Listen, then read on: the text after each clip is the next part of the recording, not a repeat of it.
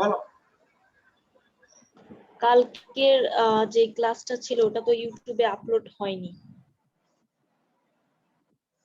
করেছি তো, ওই যে এখন তো প্র্যাকটিক্যাল গ্রুপে আপলোড করা হয়। আসসালামু আলাইকুম স্যার। ইউটিউবে একটা চ্যানেল আছে না, ওটার মধ্যেও তো আপলোড হয় না? হ্যাঁ, ওইখানে করা হয়েছে।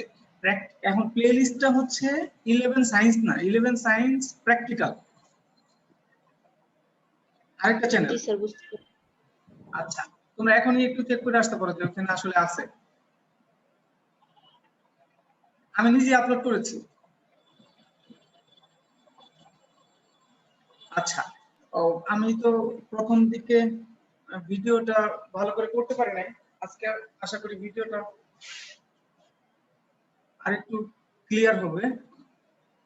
আর আজকে আবহাওয়াটা মনে হয় ভালো, রেকর্ডিং ভালো হবে আশা করি। আচ্ছা, যারা আসছে তাদেরকে নিয়ে আর 2 মিনিট অপেক্ষা করি, যেহেতু প্র্যাকটিক্যালটা আবার রিপিট করতেছি, কেউ যেন বাদ না থাকে। কালকে তো অনেক কিছু করা হয়েই গেছে, সহজগুলো তোমাদেরকে জিজ্ঞাসা করবো। আর কঠিন যেটা, যে অতিরিক্ত ভাগ সংখ্যা, ঘূর্ণন সংখ্যা, এই দুইটাতে সমস্যা থাকে, ওই দুইটা আমি আবার পুরোপুরি দেখাবো। 3 পায়ের গড়, দূরত্ব, পিচ, লঘিষ্ঠ গণন, এগুলো তো সহজ, এগুলো তোমাদের কাছে জিজ্ঞাসা করে আগায় যাবো।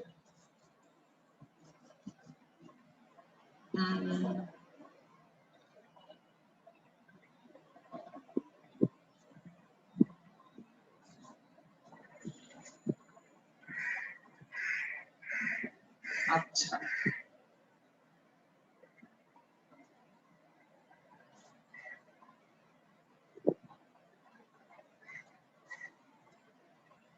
ওকে, আমরা শুরুই করে দেই। মনে হচ্ছে আর কেউ আসবে না, বা আসলে পরে আসবে। আমি কি অন্য কাউকে হোস্ট করে দিব? ঝামেলা। ওকে, তো আমাদের প্র্যাকটিক্যাল হচ্ছে স্ফেরোমিটারের সাহায্যে বক্রতলের ব্যাসার্ধ নির্ণয়। এটা হচ্ছে এক্সপেরিমেন্ট নং 1, তোমরা কিন্তু 1ই দিবা।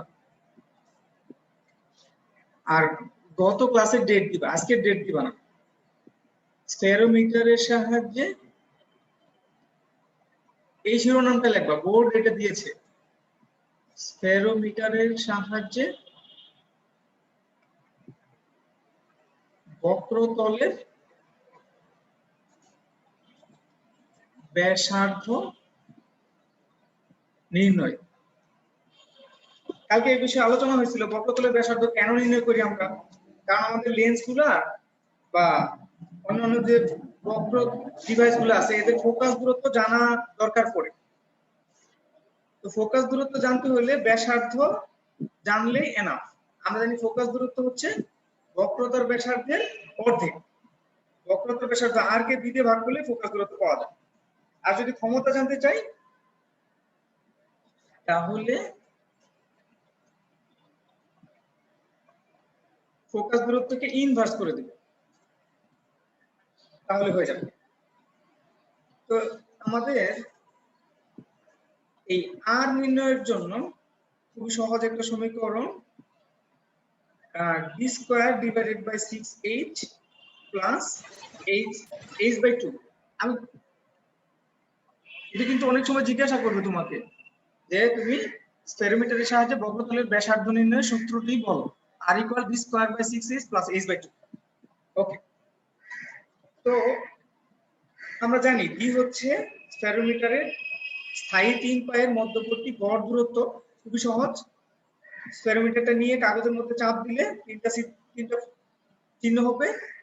আমরা এখানে একটা ত্রিভুজ এঁকে দিব, তিনটা বিন্দু যোগ করলে ত্রিভুজ হয়ে যাবে। তিনটা যে বাহু d1 d2 d3, এটা মেপে নিব আমাদের স্কেল দিয়ে। তারপরে এগুলাকে যোগ করে 3 দিয়ে ভাগ করলেই গড় হয়ে যাবে, d এর মান বের হয়ে যাবে। খুব ইজি। এবার হচ্ছে আমরা স্ফেরোমিটার সম্পর্কে একটু দেখছিলাম। স্পেরোমিটার সম্পর্কে বলছিলাম, এখানে দুইটা প্লেট আছে, আমি আবার দেখাবো কিছুক্ষণ পরে। দুইটা প্লেট আছে বা দুইটা ডিস্ক আছে। উপরে একটা ডিস্ক, এটা স্কেল হিসেবে কাজ করে, একটা ডিস্ক স্কেল হিসেবে কাজ করে, বৃত্তাকার স্কেল। আরেকটা ডিস্ক বেস হিসেবে কাজ করে। বেস বলতে ওই যে স্পেরোমিটার যে স্থায়ী তিনটা পা আছে এবং উপরে স্ক্রু যুক্ত যে পাটা, এটা এর ভেতর দিয়ে নিচে চলে গেছে, ঠিক আছে? দুইটা প্লেট আর দুইটা স্কেলও আছে, আমরা জানি। এই যে উপরের দিকে যে স্কেলটা বৃত্তাকার স্কেল, আর একটা খাড়া স্কেল আছে, এটাকে বলি আমরা রৈখিক স্কেল। মানে সোজা যে স্কেলটা সেটার নাম হচ্ছে রৈখিক স্কেল। আমরা এখন আবার দেখব। ওকে, আচ্ছা, এবার আমরা ক্যামেরাটা অন করি, ডিভাইসটা একটু দেখি। তোমাদের কোশ্চেন থাকলে কিন্তু কোশ্চেন করবা, পরে যখন আমি কোশ্চেন করব তখন আবার মাইন্ড করা যাবে না।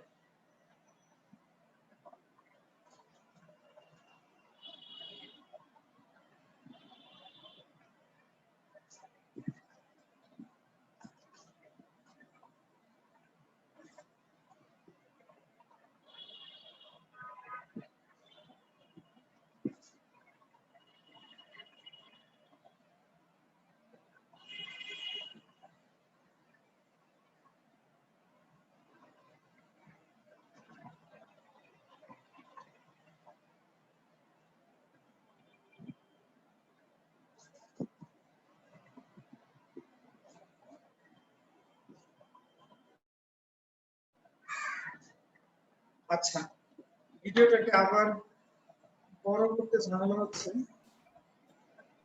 আমি একটু টেনে বরং বড় করি, সাধারণভাবে বড় করতে পারতেছি না।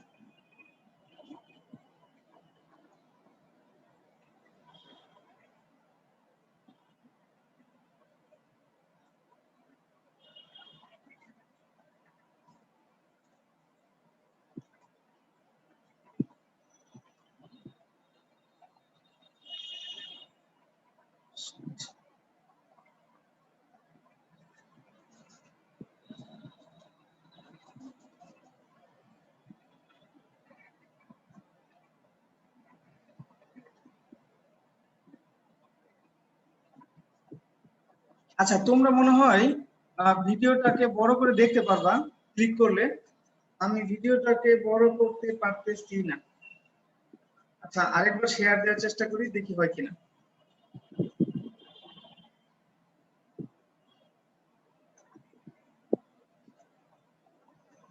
হচ্ছে না, আমি ভিডিওটাকে বড় করতে পারতেছি না। তোমাদের যার কাছে ভিডিওটা বড় করার অপশন আছে, ভিডিওটা বড় করে দেখো, ছোট করে দেখি। আচ্ছা, আমাদের এটা হচ্ছে ডিভাইসটা স্পেরোমিটার, এর তিনটা স্থায়ী পা নিচের দিকে আছে। কেন যে আমি লিখতে গেলাম, স্থায়ী পা নিচের দিকে আছে, দেখতে পাচ্ছ তোমরা, একটু বড় করে দেখো। আর দুইটা ডিস্ক, উপরের দিকে একটা, নিচের দিকে আরেকটা ডিস্ক আছে। ওকে, উপরের দিকে ডিস্কটা নড়াচড়া করে এটা একটা বৃত্তাকার স্কেলে রূপান্তরিত করা হয়েছে। আর এখানে একটা রৈখিক স্কেল আছে, বৃত্তাকার স্কেলটাকে ঘুরাইলে রৈখিক স্কেল বরাবর উপরের দিকে নিচের দিকে ওঠানামা করে। তোমরা জানো স্ক্রুকে ঘুরাইলে উপর নিচ ওঠানামা করে, স্বাভাবিক। ওকে, আর ভেতরে যে পাটা, স্ক্রুটাকে ঘুরাইলে উপর নিচে ওঠানামা করানো যায় এর মাধ্যমে। ওকে, আমি তো ভিডিওটাকে বড় করতে পারতেছি না, কেন পারতেছি না? স্যার, আপনি আপনার ইয়াতে ডাবল ট্যাপ করলে হয়তো বড় হবে। কালকে তো যেখানে ছোট করছি। দেখা যাচ্ছে সেখানে। হ্যাঁ, কালকে ডাবল ক্লিক করে বড় করছিলাম, কিন্তু আজকে তো আমি পারতেছি না। কালকে ডাবল ক্লিক করার সাথে সাথে ফুল স্ক্রিন হয়ে গেছিল, কিন্তু আজকে তো হচ্ছেই না। আচ্ছা, তাহলে রেকর্ডিংটা ভালো হবে না আর কি, আমি চাইছিলাম রেকর্ডিংটা ভালো হোক। ওকে, ওই ছোটই দেখা যাবে। আমাকে মনীষ স্যার বলছিল একটু ড্র্যাগ করলে বড় হবে, আজকে তো ড্র্যাগ করার অপশনও দিচ্ছে না। ওই দিন তো ড্র্যাগ করার অপশন দিয়েছিল, আমার একটু টেনে বড় করার অপশন দিয়েছিল। ওকে, দেখো আমরা ডিভাইসটা দেখে ফেলছি, এবার হচ্ছে পরিমাপের দিকে চলে যাব। পিচের ব্যাপারে আমরা গতদিন আলোচনা করছিলাম যে আমরা এই বৃত্তাকার স্কেলটাকে, আজকে আবহাওয়াটা অনেক সুন্দর ছিল, দেখা যাচ্ছিল, বৃত্তাকার স্কেলটাকে একবার ঘুরাইলে, মানে এখানে 100টা ঘর আছে, পুরাটা ঘুরাইলে এটা যত দূরত্ব অতিক্রম করবে সেটা হচ্ছে এই যন্ত্রের পিচ। আমরা দেখছিলাম যে একবার যদি ঘুরে আসি, এই শূন্য থেকে ঘুরে আসলাম আবার শূন্য পর্যন্ত নিয়ে আসলাম, তাহলে এটা উপরের দিকে 1 মিলিমিটার উঠে যায়, উপরের দিকে মাত্র 1 মিলিমিটার উঠে যায়।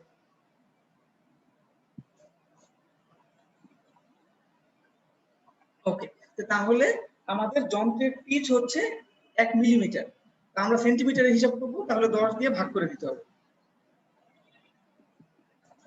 ওকে, লেখাটা উচিত না লিখলে ভালো। এবার হচ্ছে লঘিষ্ঠ গণন, লিস্ট কাউন্ট, এটা আমাদের জানতে হবে। লিস্ট কাউন্টটা আসলে অ্যাকচুয়ালি যে তোমরা খুব সুন্দর একটা সংজ্ঞা দিছিলাম গতকালকে। লঘিষ্ঠ গণন হচ্ছে যে আমাদের যে উপরের স্কেলটা 100 ভাগে বিভক্ত, আমরা যদি এক ঘর পরিমাণ সরাই, খুবই অল্প পরিমাণ সরাই, তাহলে এটা কতটুকু সরে যায়, তাহলে আমাদের এই বৃত্তাকার স্কেলটা রৈখিক স্কেল বরাবর উপরের দিকে বা নিচের দিকে কতটুকু সরে যায়, সেটাকে বলে লঘিষ্ঠ গণন। লঘিষ্ঠ গণন, লিস্ট কাউন্ট, এলসি। এটাকে আমরা নির্ণয় করি পিচ, আগে যেটা নির্ণয় করছি সেটাকে এই বৃত্তাকার স্কেলের ভাগ সংখ্যা দিয়ে ভাগ করলেই হয়ে যায়।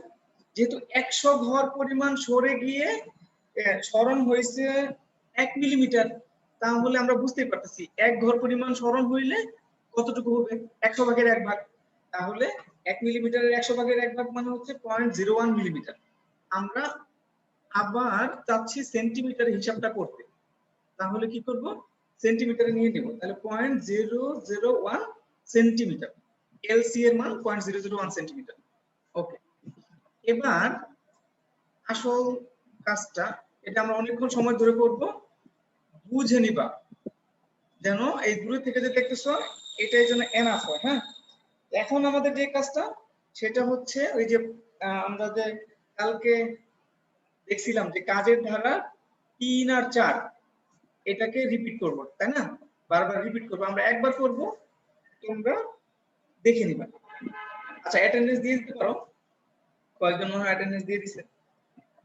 তো আমরা কি করব, বৃত্তাকার যে আমাদের ফিল্ড আছে, লেন্স আছে, এই লেন্সের উপরে আমাদের স্ফেরোমিটারটাকে বসাবো।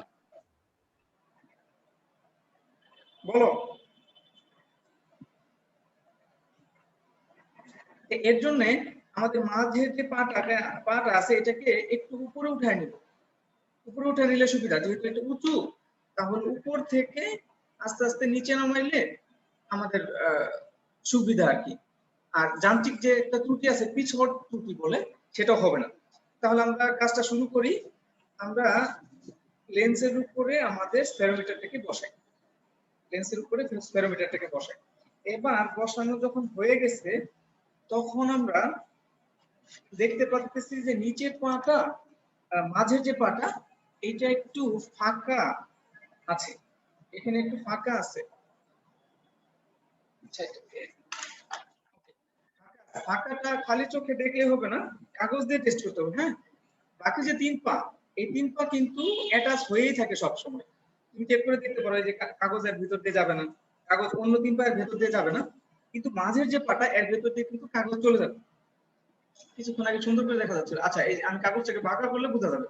ওকে, এর কাগজ ভেতর দিয়ে চলে যাচ্ছে, তাহলে আমার কি করতে হবে, আমার এই মাঝের যে পাটা আছে, স্ক্রুযুক্ত পাটা, এটাকে বক্রতলে আলতো ভাবে স্পর্শ করাতে হবে, জাস্ট টাচ করাতে হবে। ওকে, আমরা এটা ট্রাই করি তাহলে। ওকে, দেখি আমরা একটু একটু ঘুরাইতে থাকি, তুমি ফিল করতে পারবা যে কোথাও আটকে গেছে, আটকে গেলে একটু খসখস করবে বা মনে হবে যে আর যা নিতে পারতেছো না তুমি, আর ঘুরাইলেও যাচ্ছে না, এরকম মনে হবে। তারপরেও নিশ্চিত হওয়ার জন্য আমরা অবশ্যই কাগজ ব্যবহার করব, যে এবার তো একবারে হয়ে গেছে মনে হচ্ছে। হয়তো দেখা যাবে 2-3 বার ট্রাই করার পরে দেখা যাবে তুমি এই গোলে পৌঁছাইছো, যে মাঝের পায়ের নিচ দিয়ে আর কাগজটা যাচ্ছে না। আমি তো কাগজটা ভেতরে নিতে পারছি না। ওকে, এখন দেখো, তোমরা খেয়াল করে দেখো কাগজটা আর ভেতরের দিকে যাচ্ছে না, আগে কিন্তু যাচ্ছিল। ঠিক আছে, তোমরা এইভাবে টেস্ট করবা। এখন আমাদের সেট করা হয়ে গেছে। আনিশা কিছু বলবা? স্যার আমি বলতে চাচ্ছিলাম যে উপরের যে স্ক্রুটা আছে ওটা কি ঘোরানোর পরে নিচেরটা ফিক্স হয়েছে? উপরে স্ক্রুটাকে ঘুরিয়ে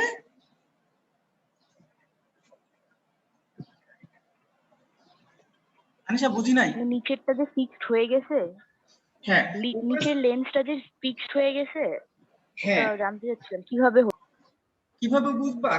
আমরা 3-4টা পায়ের নিচ দিয়েই কাগজ ঢুকানোর চেষ্টা করব, যে ফাঁকা আছে কিনা। ফিক্সড হয়েছে মানে কি, মাঝখানে কোনো ফাঁকা নেই, তাই না? তাহলে আমরা কি করব, 4টা পাকে একটু টেস্ট করে দেখবো যে 4টা পায়ের নিচ দিয়ে কোনো ফাঁকা আছে কিনা। কাগজ কাগজ দিয়ে এরকম করে একটু ধাক্কা দেওয়ার চেষ্টা করলে কাগজটা ভেতর দিয়ে আর যাবে না। যখন কোনো পায়ের নিচ দিয়ে কাগজ যাবে না, তখন আমরা শিওর হয়ে যাব যে এটা ফিক্সড হয়ে গেছে। ঠিক আছে, এটা হলো আমাদের প্রথম কাজ, গুরুত্বপূর্ণ কাজগুলোর মধ্যে প্রথম কাজ। ঠিক আছে, ফিক্সড যখন হয়ে গেছে তখন আমাদের কাজ কি, আমাদের এবার বৃত্তাকার স্কেলের দিকে যাইতে হবে। বৃত্তাকার স্কেলের আদি পার্ট নিতে হবে। তোমরা একটু লিখে ফেলো, আমি লিখতে চাচ্ছি না। তো তোমাদের যে ইটা আছে, সবটা আছে, ওইখানে দেখো বৃত্তাকার স্কেলের আদি পার্ট। বৃত্তাকার স্কেলের আদি পার্টটা আমরা এখন দেখব।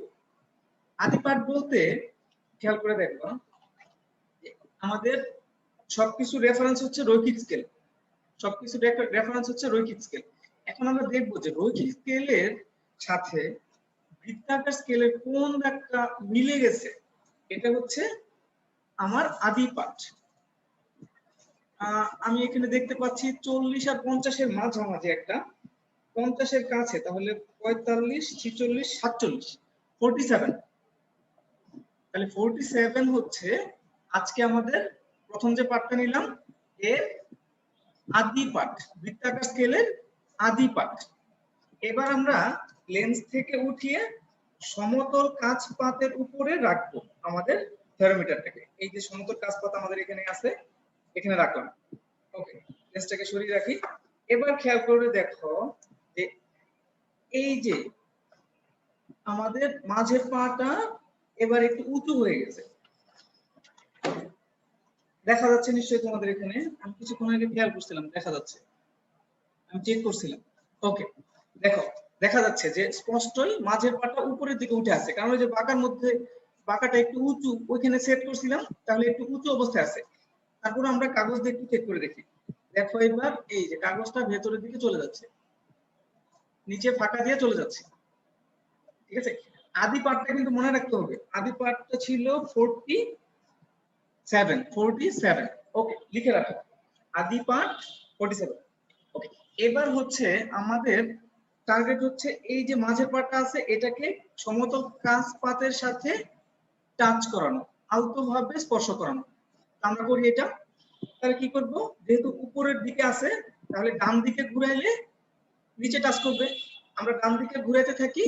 আরেকটা জিনিস খেয়াল করতে থাকি যে আমাদের উপরের যে বৃত্তাকার স্কেলটা আছে এইটা পুরোপুরি কয়বার ঘুরে, এটা কিন্তু খেয়াল করার বিষয়। এটা কিন্তু ভুল করবে অনেকেই, এটাই ভুল করার বিষয়, আর কোনো কিছু ভুল করার বিষয় নাই এখানে।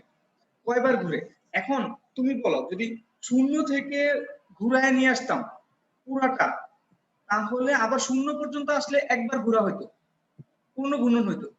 কিন্তু এখন তো আমাদের ঘূর্ণন শুরু হবে 47 থেকে, তাহলে পূর্ণ ঘূর্ণন হইতে হলে কি করতে হবে, আবার 47 পর্যন্ত ঘুরে আসতে হবে না?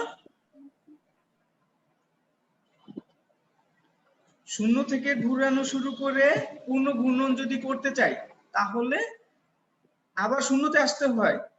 আর এখন 47 থেকে শুরু করব, তাহলে পূর্ণ ঘূর্ণনের জন্য কতটা আসতে হবে? স্যার আবার 47 ব্যাক করতে হবে। আবার 47 আসতে হবে। দেখো আমাদের মোটামুটি ছোট ছোট লেন্স দেয় পরীক্ষায়, তখন দেখা যায় যে একটা ঘূর্ণনের আগেই শেষ হয়ে যায়, পূর্ণ ঘূর্ণন সংখ্যা সাধারণত 0 হয়। কিন্তু আমি ইচ্ছা করে একটা বড় লেন্স নিছি যেন পূর্ণ ঘূর্ণন সংখ্যা 1 এর বেশি হয়। তোমাদের প্র্যাকটিক্যাল যখন পরীক্ষা টরীক্ষা হবে পূর্ণ ঘূর্ণনের আগেই শেষ হয়ে যাবে, পূর্ণ ঘূর্ণন সংখ্যা 0 হবে। মানে বেশিরভাগ ক্ষেত্রে যদি বড় লেন্স না দেয়, আমি এখানে বড় লেন্সের ব্যবস্থা করছি, যাই হোক ছিল তোমাদের ল্যাবে ছিল। তাহলে আমরা এখন ঘুরাইতে থাকি আর নিচে চেক করতে থাকি যে মাঝের পাটা টাচ করছে কিনা। ওকে, দেখো আমরা ঘুরাচ্ছি, ডান দিকে ঘুরাইলে নিচের দিকে যাবে, তাহলে ডান দিকে ঘুরাচ্ছি, এই যে 30 40 চলে আসছে রৈখিক স্কেল বরাবর, 30 চলে আসছে, 20 চলে আসছে, 10 চলে আসছে, নিচে এখনো টাচ করে না, আমি ফিল করতে পারতেছি, তোমাদের আমি দেখাবো। 90, আর তোমরা তো ফিল করবে না, তখন দেখতেও থাকবা ফিলও করতে থাকবা। 60, 50, এবার কি হয়ে গেল? আচ্ছা আমরা একটু চেক করে আসি যে আমাদের মাঝের পাটা টাচ করে ফেলছে কিনা, একটু চেক করি। ও, একটু ফাঁকা আছে, এই যে কাগজটা ভেতরের দিকে ঢুকে গেছে, কাগজটা ভেতরের দিকে ঢুকে গেছে, তার মানে আরেকটু নিচের দিকে নিতে হবে, আরেকটু নিচের দিকে নেই। এখনো কিন্তু পূর্ণ ঘূর্ণন সম্পন্ন হয় নাই, কারণ এখনো, ও আচ্ছা পূর্ণ ঘূর্ণন সম্পন্ন হয়ে গেছে, 47 ক্রস করে গেছে, আমি খেয়াল করিনি, 47 ক্রস করে গেছে, 40 কাছে চলে আসছে, তাহলে ঘূর্ণন সংখ্যা হয়ে গেছে, পূর্ণ ঘূর্ণন সংখ্যা অলরেডি 1 হয়ে গেছে, পূর্ণ ঘূর্ণন সংখ্যা 1 হয়ে গেছে। এরকম যদি 2-3 বার ঘুরতো, তাহলে যতবার ঘুরতো ততটা হয়তো পূর্ণ ঘূর্ণন সংখ্যা। ওকে, আমাদের মনে হয় আর লাগবে না, একটা ঘূর্ণন সংখ্যাতে শেষ হয়ে যাবে। এবার আমরা কাজ করানোর জন্য আরেকটু ঘুরাইতে থাকি,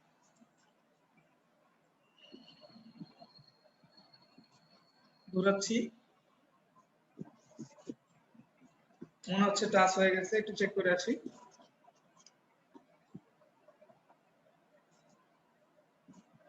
ও না, এখনো ফাঁকা আছে, কাগজ ঢুকে যাচ্ছে।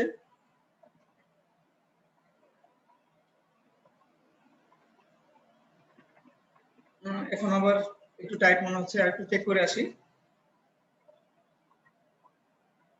এবার আর কাগজটা দেখো ভেতরে ঢুকাইতে পারতেছি না।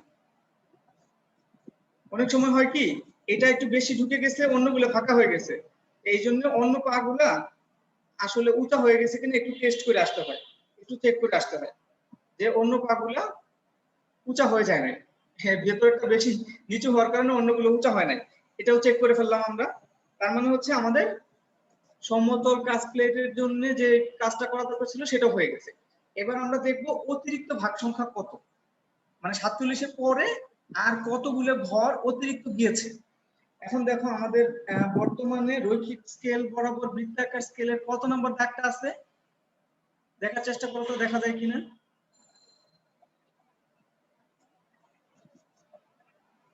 দেখা যাচ্ছে কত নম্বর দাগ এটা? স্যার ক্লিয়ার না স্যার 5। 5, আচ্ছা আমি একটু দেখি। 5, আচ্ছা তোমাদের এখান থেকে রৈখিক স্কেলটা একটু বাঁকা দেখা যাচ্ছে, এই জন্য 5 দেখা যাচ্ছে, আমার কাছ থেকে দেখা যাচ্ছে 4। হ্যাঁ, তুমি যেটা দেখবা সেটাই লিখবা, কোনো সমস্যা নাই। একটু ভুল, মানে আমরা প্র্যাকটিক্যাল করতেছি কারণ হচ্ছে যে ভুল হয়, স্বাভাবিক ভুল হবেই, এটা সামান্য ভুল। তুমি 5 দেখতেছো, আমি 4 দেখতেছি, একই কথা, একটু ভুল কোনো সমস্যা না, ঠিক আছে। তাহলে আমি দেখতেছি 4, তোমরা দেখতেছো 5। ওকে, এই 5 থেকে অতিরিক্ত ভাগ সংখ্যা তাহলে কত হবে, কেউ কি আমাকে বলতে পারবা?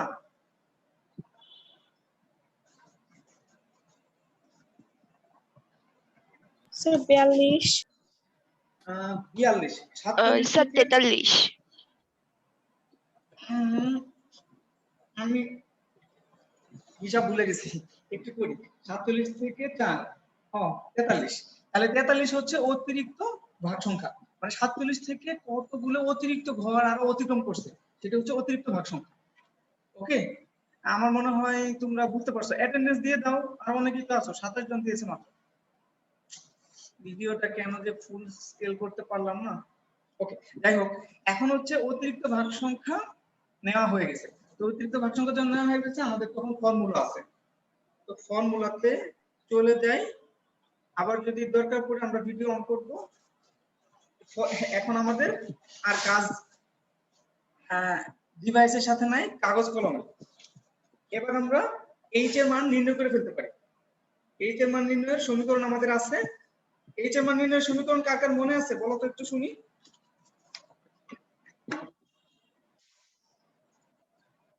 h ইকুয়াল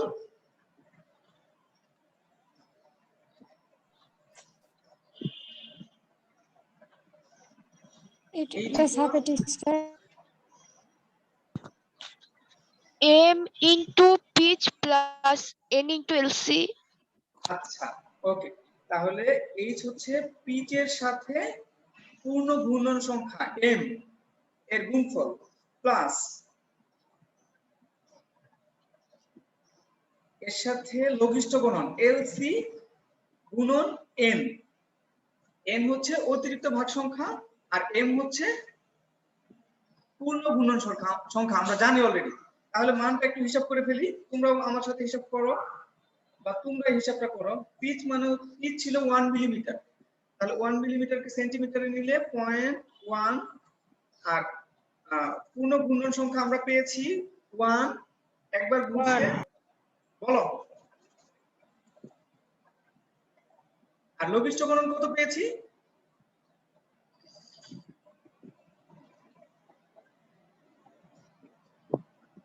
LC কত পেয়েছি? 0.001 আর অতিরিক্ত ভাগ সংখ্যা পেলাম 43। ওকে, তাহলে মানটা কত হয় একটু চেক করো তো ক্যালকুলেটরে। আমার কাছেও আছে, তোমাদের কাছেও আছে। 0.1 গুণন 1 প্লাস 0.01 0.53 01 গুণন 43 0. কি বললা 0.5 আরেকবার করো তো। 0.53 কেন? স্যার 0.143। হ্যাঁ 0.143। এটা কে বলছে? স্যার নূপুর। ওকে, তুমি ঠিক বলছো, আমি এটাই করছি। আমি ভুল করতে পারি, তুমি আমার ক্যালকুলেটর এটা হিসাব দিছে আর কি। 0.143 একক কি হবে? সেন্টিমিটার। সবকিছুকে আমরা সেন্টিমিটারে নিয়েছি আপাতত। ওকে, এখন বি এর মান কালকে যেটা পাইছিলাম সেটাই রাখতেছি, কারণ হচ্ছে আমরা এটা করতে গেলে এক্সপেরিমেন্ট শেষ করতে পারি না। তাহলে 4.3 সেন্টিমিটার কালকে পেয়েছিলাম গড় দূরত্ব। এবার হচ্ছে আমরা আর এর মান বের করব। আমরা যে লেন্সটা নিয়েছিলাম এই লেন্সের বক্রতার ব্যাসার্ধ কত। ওকে, আর এর সমীকরণ আমরা জানি। আচ্ছা, আর এর সমীকরণটা দুই একজনকে জিজ্ঞাসা করি তো। আমি বৃষ্টির মধ্যে কলেজে এসে বসে আছি, তোমরা কতটুকু মনে রাখছো? অনন্যা, আর এর সমীকরণটা বলো। 364।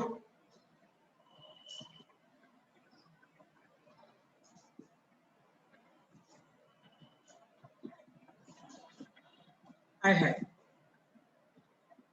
ইশিকা,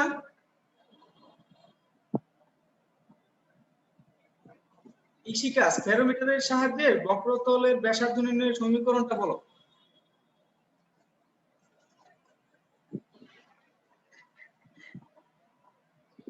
ওরে আল্লাহ, কোথায় যাব? পারা উচিত না।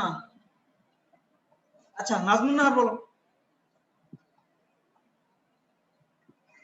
নাজমুন নাহার 392।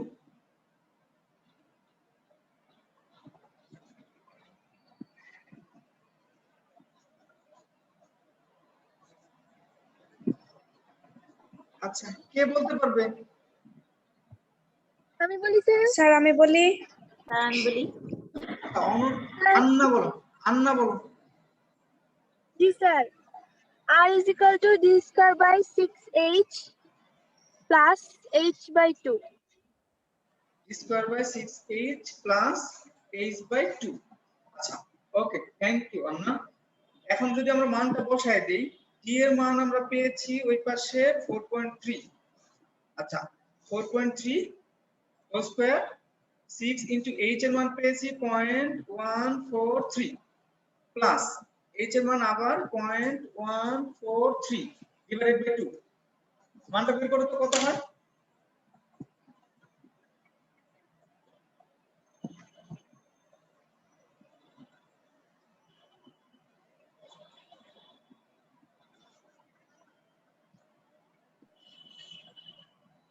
আমিও করতেছি, তোমরা করো।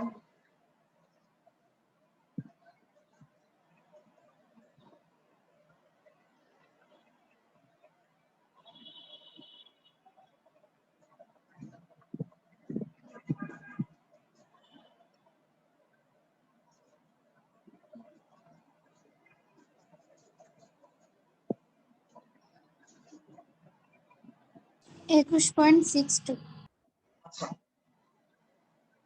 আচ্ছা, কালকের হিসাবটা একটু চেক করছিলা তোমরা?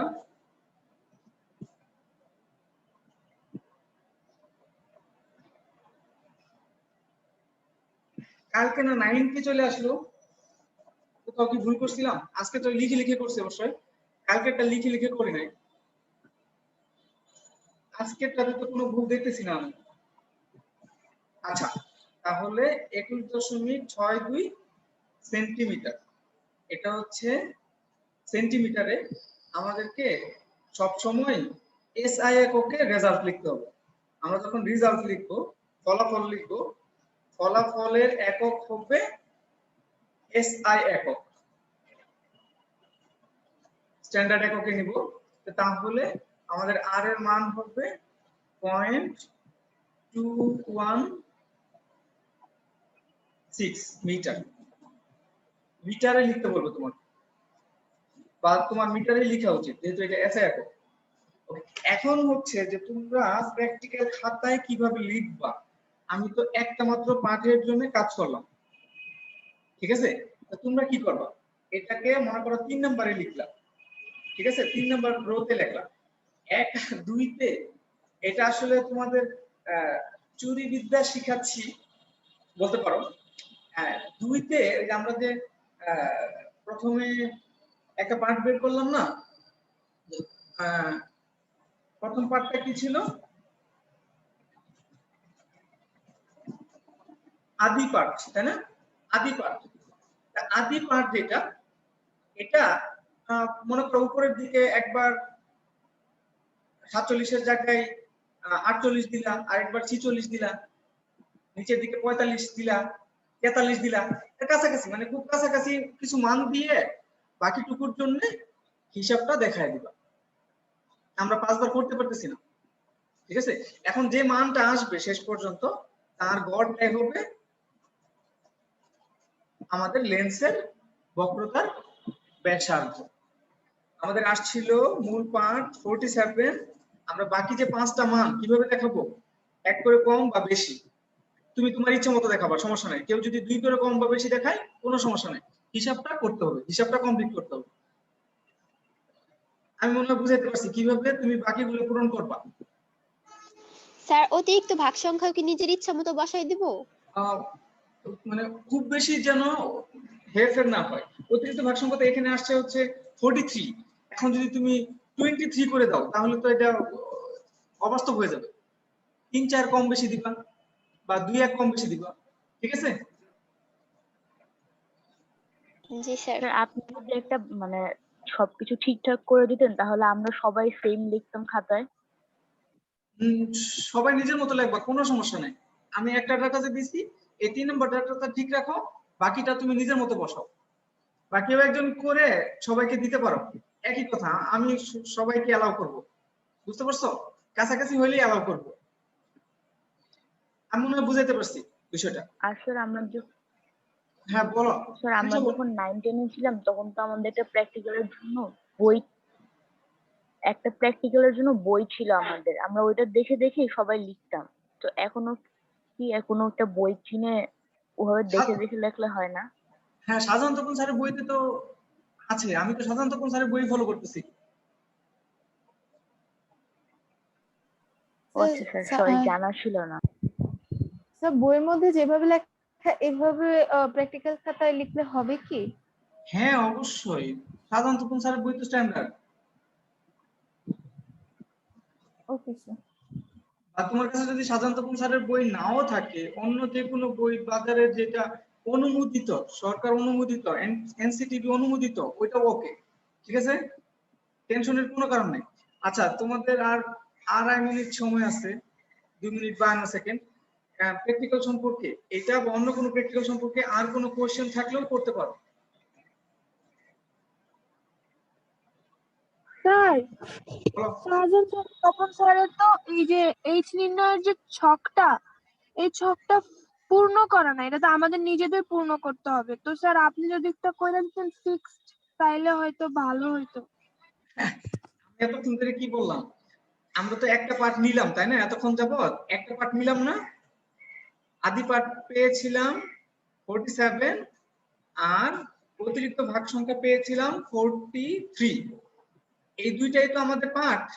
এখন এই দুইটা পার্টের উপরে নিচে, মানে এটাকে 3 নম্বরে বসাবা।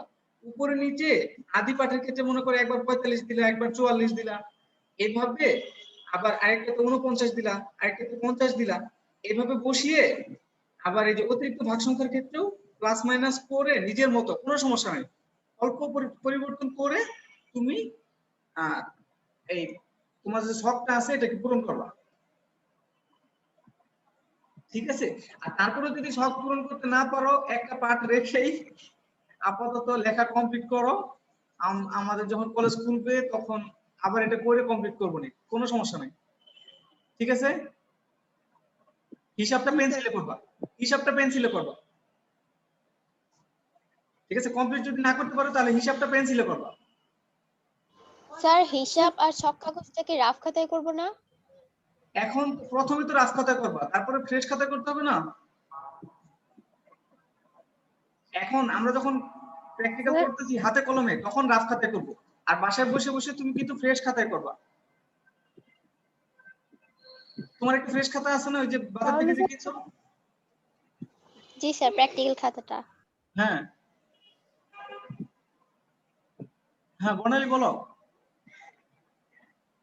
স্যার আমি বলছিলাম যে আমাদের যে প্র্যাকটিক্যাল খাতাটা সেটাতে তোলার আগে তোমরা রাফ খাতায় তুলবো, তো হ্যাঁ। মানে ভুল যেগুলো হবে আমরা যদি সেই ভুলটাই আবার সেই ফ্রেশ খাতাতে উঠে যায়, তো এইটা সম্পূর্ণটা করে ওটাতে তুললে স্যার ভালো হবে না?